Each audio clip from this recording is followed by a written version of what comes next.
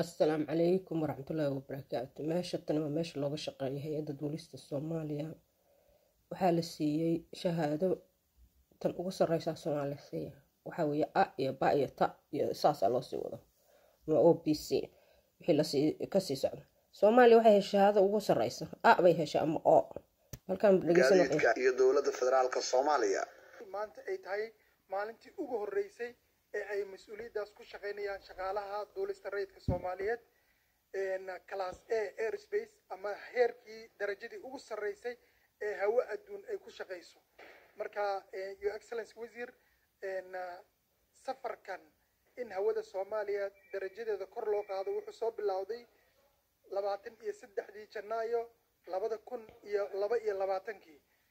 maalintaas oo aan hay'ado badan oo caalami ah aan u bandhignay in aan rabno in aan hawada Soomaaliya aan darajadeeda heerka ugu sareeyo gaarsiino maalintaas ayaa Soomaaliya waxa lagu soo xiray shuruudo 37 ah ilaahay mahadii shuruudihii Soomaaliya way buuxisay marka your excellency wasiir gabadhaas wasiirada shaqaalaha wasaaradda ma sha Allah oo adigu noogu horeyso gabadhina xilal xisraqtan wanaagsan duulista rayidka Soomaaliyeed hambalyo aviation industry-ga Soomaaliya oo airlines-kii garoomadii waxa dhan isku jiraan hambalyo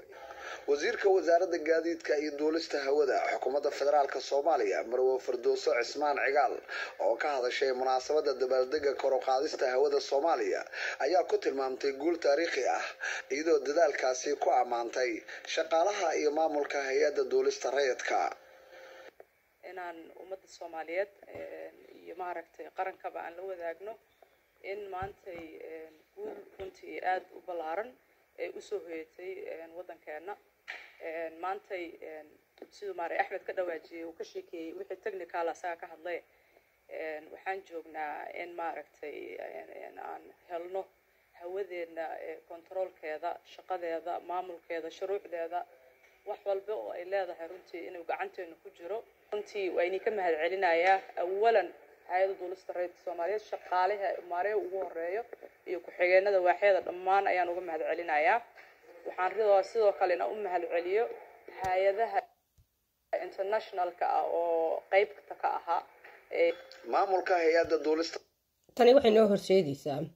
inay soo noqoto diyaaradii Somali Airline waxay kaloo noo horseedaysaa inaan helno diyaaradaheena dagaalka aan markii hubka noo fasaxo aan soo iibsano diyaaradii dagaalka oo aynu garoomo cusub iyagana u dhisno oo aan iyagana control karno haddii aan haysano diyaaradaha dagaalka helicopter iyo waxaasan soo gadan lahayn badda waxa waay si tartiib ah